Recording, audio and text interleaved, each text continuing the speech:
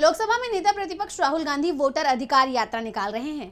उनकी इस यात्रा में इंडिया गठबंधन के कई दिग्गज नेता शामिल हो रहे हैं। पहले तो ये यात्रा वोट चोरी के खिलाफ थी, लेकिन जैसे जैसे जनता का समर्थन राहुल को मिल रहा है, वैसे वैसे वो और भी मुद्दों पर सरकार की पोल खोल रहे हैं।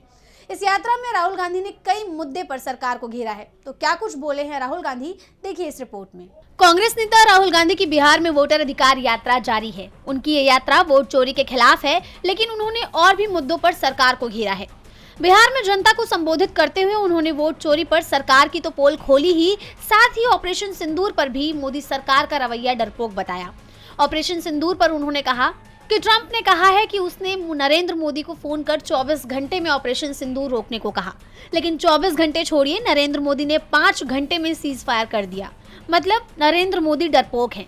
मैंने लोकसभा में नरेंद्र मोदी से कहा कि आप बोलिए कि ट्रंप झूठ बोल रहा है, लेकिन उनके मुंह से चू तक नहीं निकली। सीज फायर को लेकर ट्रंप के दावों पर राहुल ने मोदी सरकार को डरपोक बताया ही है। साथ ही वोट चोरी को लेकर भी सरकार पर जमकर हमला बोलते हुए कहा कि संविधान में लिखा है हर नागरिक को एक वोट देने का अधिकार है, कोई अमीर हो या गरीब, सबको एक वोट मिलेगा। लेकिन महादेवापुरा में एक व्यक्ति को 4 वोट का अधिकार दिया जा रहा है। बीजेपी इस तरह वोट चोरी कर संविधान पर हमला कर रही है, क्योंकि वे नहीं चाहते कि दलितों, पिछड़ों, अति पिछड़ों और अल्पसंख्यकों की आवाज सुनाई दे।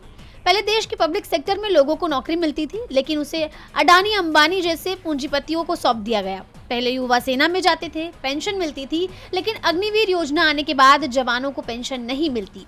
कुछ हो जाता है तो शहीद का दर्जा भी नहीं मिलता। राहुल ने बिहार की जनता को सावधान करते हुए ये भी बताया कि वोट चोरी के बाद सरकार जनता से और क्या क्या छीनेगी।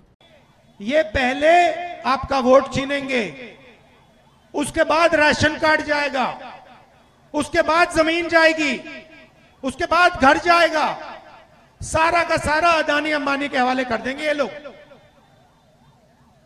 ये हो रहा है। विपक्ष की इस यात्रा में जिस तरह से लगातार तमाम मुद्दों पर सरकार को घेरा जा रहा है, उससे सरकार की चिंता तो बढ़ ही रही है, साथ ही बिहार की हवा में भी बदलाव देखने को मिल रहा है। डीबी लाइव की रिपोर्ट।